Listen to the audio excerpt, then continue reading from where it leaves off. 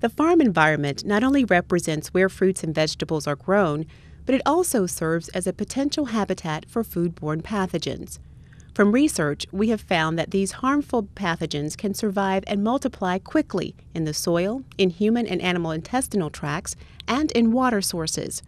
For this reason, special attention must be given to field practices, water use procedures, fertilization, animal hazards, worker hygiene, and harvest operations that can minimize the potential sources of contamination and opportunities for cross-contaminations.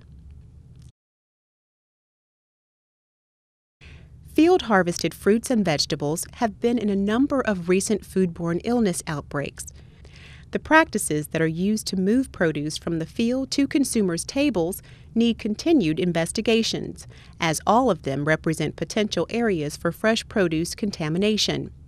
As the farming environment remains constant, it is essential, regardless of size, that farms understand how contamination can happen, identify individual farm contamination risks, and apply practical steps to reduce the chances of foodborne illnesses originating on the farm.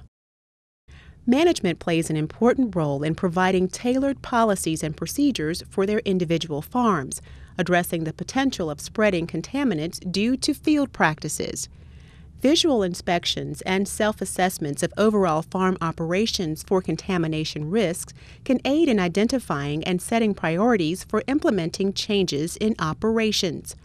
Workers and visitors should be trained and feel confident in telling supervisors if they notice other workers or situations that could contaminate the produce.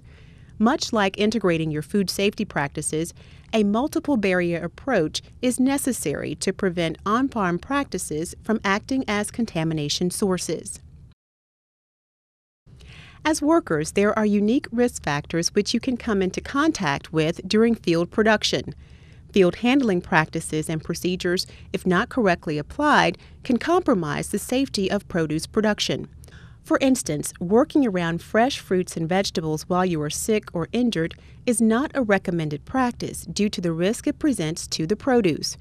Returning to work after using the bathroom or taking a break without washing your hands, harvesting produce that has dropped on the ground, as well as using ice that has been made from non-drinking quality water can all represent risk for contamination. Practicing the correct field practices means understanding and implementing policies which management has in place to minimize the spread of foodborne illnesses. As workers, this will mean beginning your day with clean clothes, with no jewelry on, and washing your hands before starting work.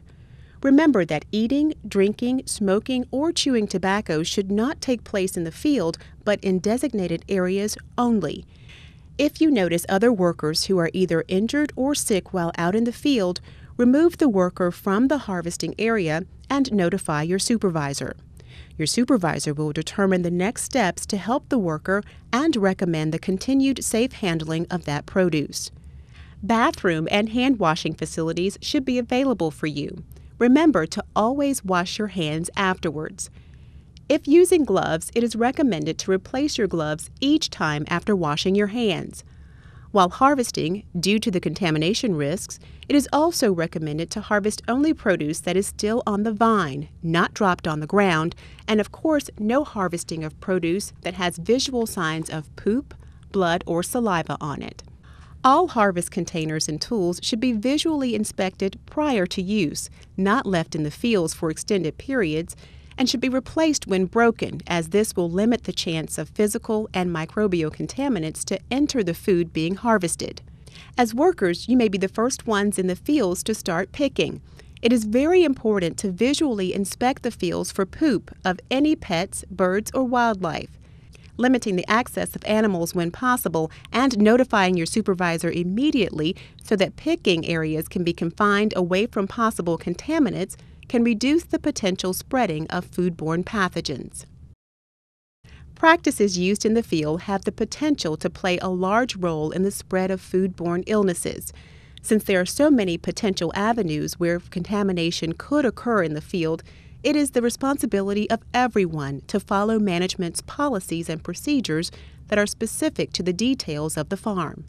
You should be trained on the policies outlined in the plan. You should also be encouraged to take responsibility in reporting any risk which may compromise the safety of produce during the field production.